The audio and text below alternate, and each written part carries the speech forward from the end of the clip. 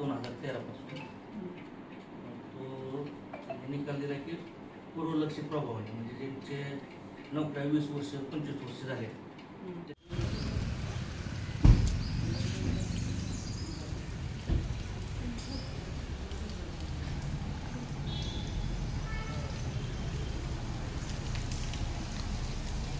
स्वराज्य शिक्षक संघटनेचा राज्य उपाध्यक्ष बबनराव वाघमारे.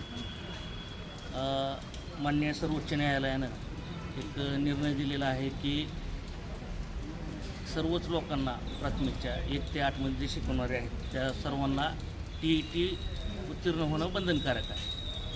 सर्वोच्च न्यायालयाच्या निकालाचा आम्ही सन्मान करत आमचं एक म्हणणं आहे की राज्यामध्ये RTI ॲक्ट लागू झालेला आहे 2009 आणि अंमलबजावणी झालेली आहे 2013 पासून.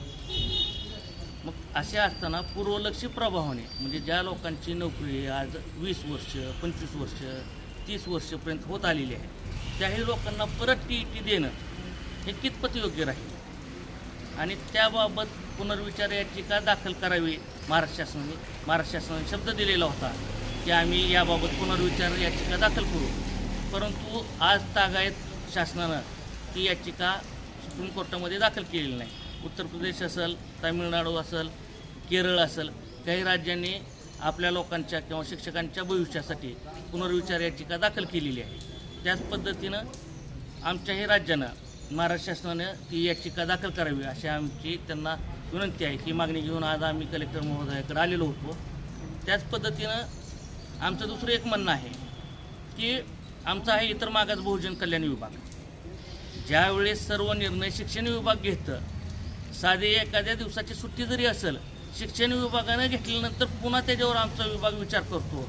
आयोग असेल, 7वा वेतन आयोग ज्यावेळेस सर्व राज्याला लागू झाला, शिक्षण विभागाला लागू झाल्यानंतर 6 महिने 1 वर्षानंतर आमचा विभाग त्याच्यावर विचार करतो.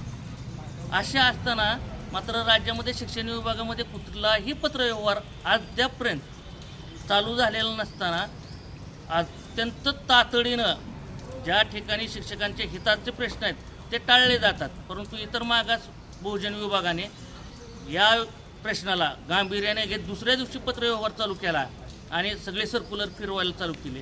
तर यामुळे सर्व शिक्षक बांधवांची मानसिकता बिघडलेली आहे. आमचं म्हणणं असंच आहे की शिक्षण विभागाने काय कारवाई करू द्या, महाराष्ट्र शासनाचं काही त्याबद्दल मत पुढे येऊ द्या, त्यांची याचिका पुढे येऊ द्या, त्यानंतर तुम्ही सगळ्याबरोबर जे होणार आहे ते करा. परंतु सर्व विभागाच्या आजवर आपला विभाग याच बाबतीत कसा जागा झाला हा आम्हाला प्रश्न पडला. शेख हाजी मिया साहेब, ह्या TETच्या संदर्भात सांगायचं गेलं तर काही शिक्षक ते 20-25 वर्ष त्यांच्या नोकऱ्या झालेल्या आहेत आणि त्यांनी एकच विषय घेऊन समजा मराठीसारखा विषय घेऊन त्यांनी 20 वर्ष 25 वर्ष अध्यापनाचं कार्य केलेलं आहे आणि त्यांनी गणित असेल, बाकीचे सामाजिक शास्त्र असतील, इंग्रजी विषय असेल, या विषयाकडे त्यांनी तेवढं लक्ष दिलेलं नाही आणि आता त्यांना नंतर त्याच सर्व विषयाची परीक्षा द्यायची तर थोडं ते कठीण आहे.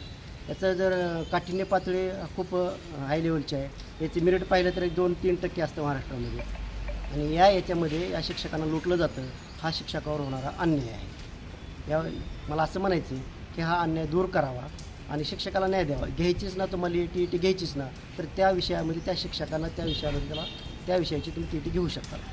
पण सर्व विषय इंग्रजीसारखे विषय, गणितासारखे विषय त्याने 20-25 वर्ष त्या विषयाकडे बघितलं नाही आणि त्या विषयावर द्यायची म्हणणं तर हे कठीण आहे आणि हा अन्याय आहे असं मला म्हणावं.